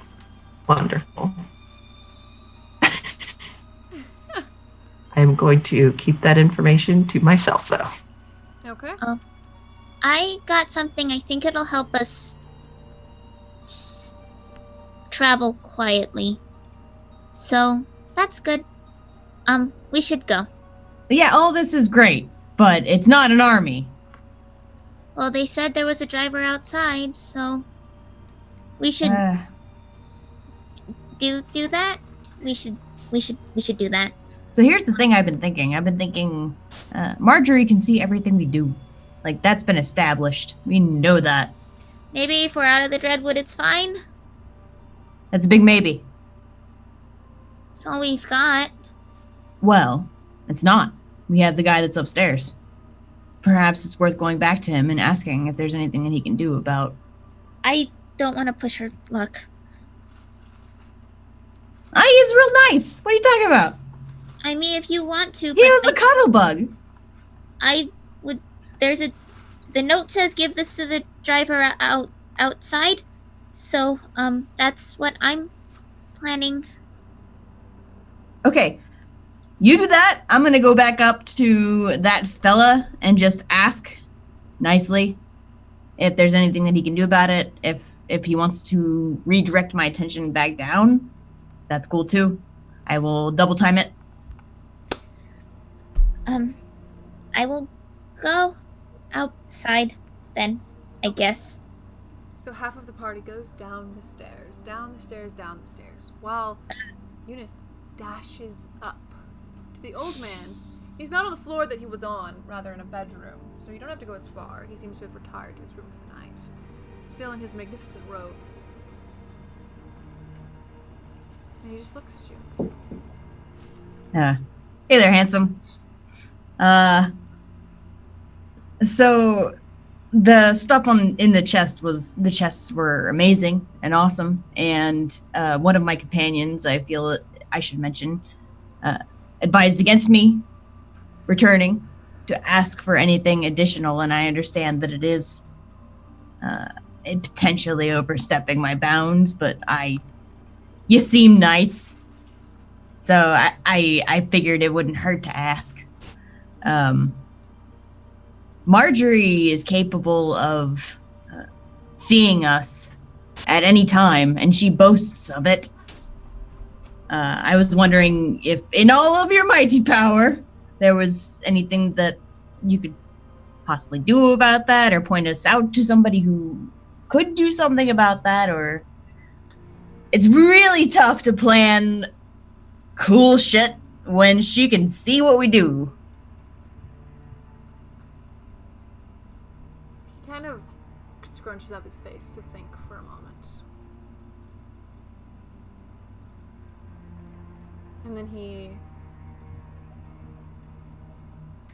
kind of shakes his head, but when he does that, you feel a sense of comfort.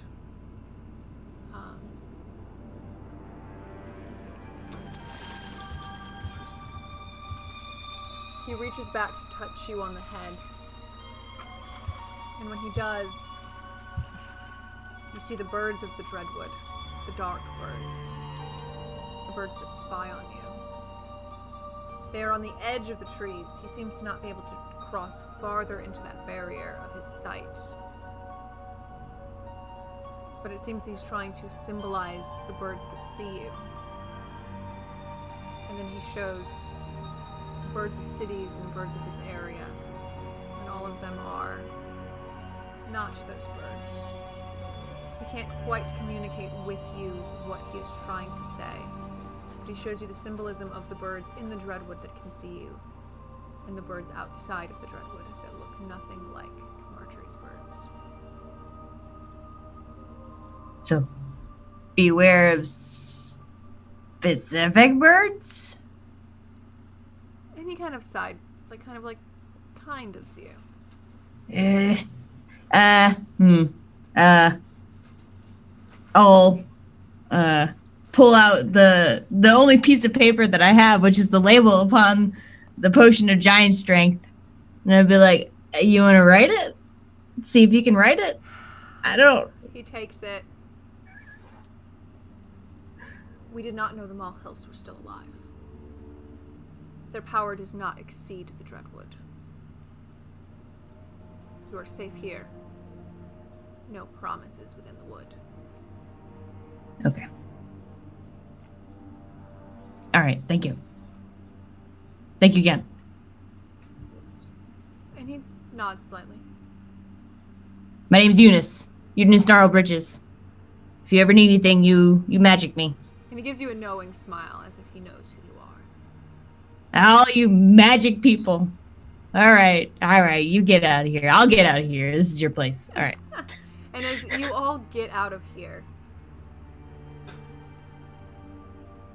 Maven, you exit the tower, and it feels like it takes forever running and running and running and running down out of the tower.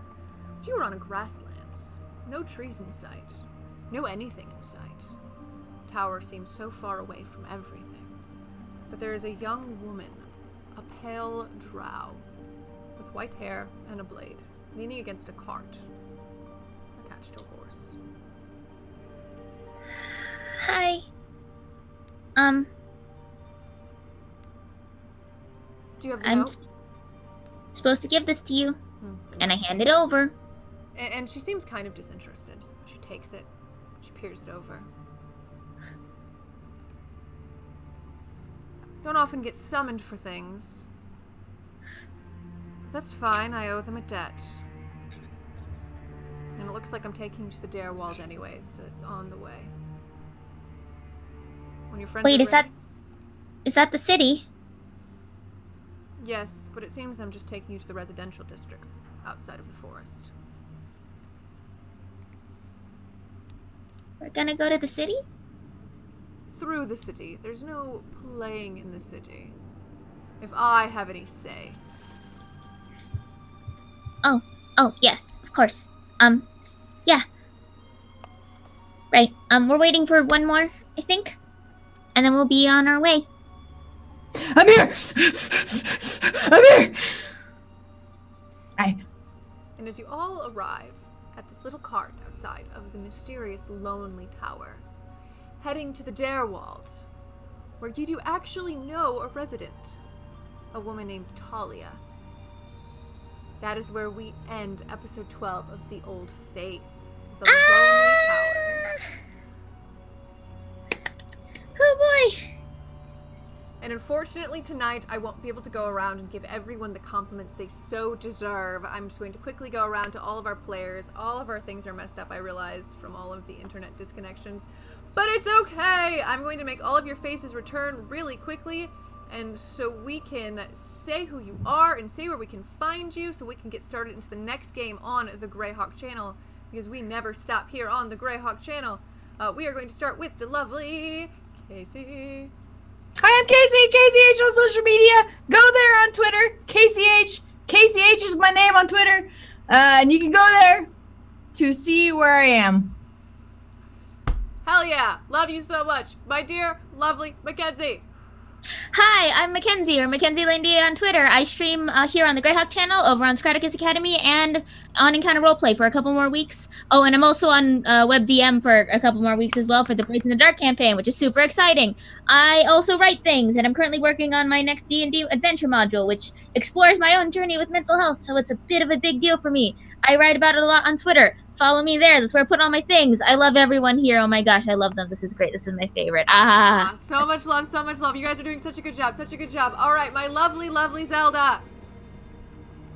Hi, I'm Zelda. I'm Zelda Android on Twitter, and you might have seen me and then seen me disappear, and then seen me and then seen me disappear. It's a whole thing.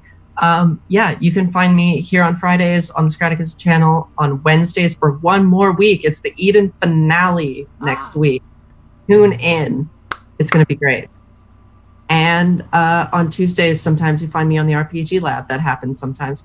And yeah, I love you all. Thank you for putting up with my internet problems. That's okay. This week. They put up with my internet problems every week. Thank you so much. Thank you so much. And I am NPC Bree, the Witch Queen of the Greyhawk channel. You can find me here on this channel. You can find me on Scraticus Academy. You can find me on Soulbear RPG, and you can find me on Pro Restarters channel. You can find me in a bunch of podcast projects coming up in the fall and winter seasons. But most of all, I love all of you. Stick around for the next episode of the Saltmarsh Stories after this. And until next time, everyone, stay grey.